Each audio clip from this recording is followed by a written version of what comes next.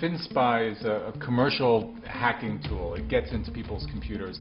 Gamma Group sell this to law enforcement spy agencies around the world, and what we found by being able to take a closer look inside the guts of it is that it operates pretty much as advertised. It can listen to your Skype calls, it can intercept your emails. It's there to take over your computer secretly from the inside and broadcast all of the contents that it wants. If it decides I'm going to turn the microphone on, it's going to do that, and it broadcasts it back to these operating centers that are listening in and recording every bit of data and storing it.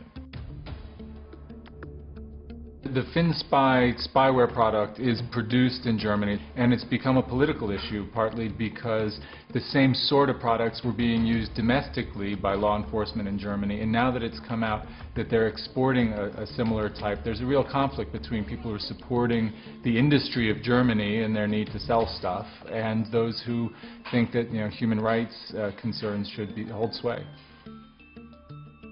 A lot of the human rights activists have voiced concerns about how this is being used, who it's being used against. Once it's sold, it's in the hands of whatever country, whatever government, whatever spy agency it's in the hands of. So the human rights activists and a lot of politicians in Europe now, where this is exported from, are calling for restrictions on how it gets exported.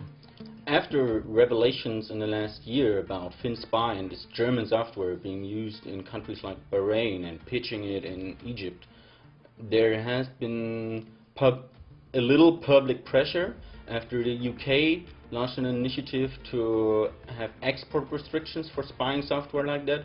The German foreign minister also said, oh yeah, they're part of the sanctions that we use against countries like Iran and Syria. But we think that's not enough to have a blacklist of countries that include export restrictions for such software in their sanctions. We should treat the software like weapons and restrict the export of such software in any country that is known for violating human rights.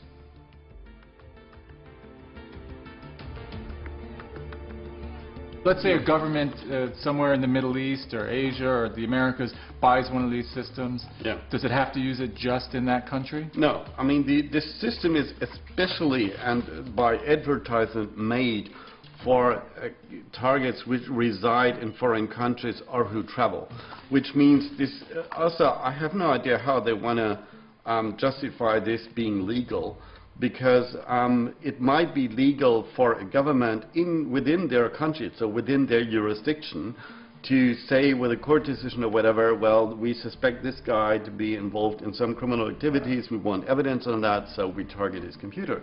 But the moment he travels, he is already like in other jurisdictions where this might be totally illegal to spy on his computer.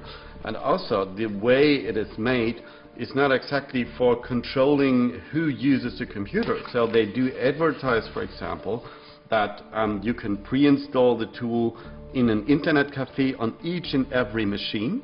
So when the people use Skype to make their phone calls, they can listen to all the phone calls. And I have no idea, because this is not the normal sense of lawful interception, where a court decides someone is a suspect. This is like a strategic approach, intercept them all and then sort out later who's of interest for us now or later.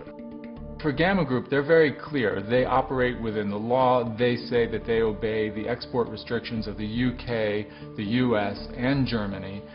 They say that the system itself has built-in controls that are good for making sure that it tracks any changes. If they listen to a Skype call and if someone tries to edit that to make some funny business with what's in it, there will be a record of which seconds were edited out and which agent did that. So their position is they're acting within the law, and that what they do as far as the world of hacking goes is one of the most responsible products if you're in the business of intruding on people's computers.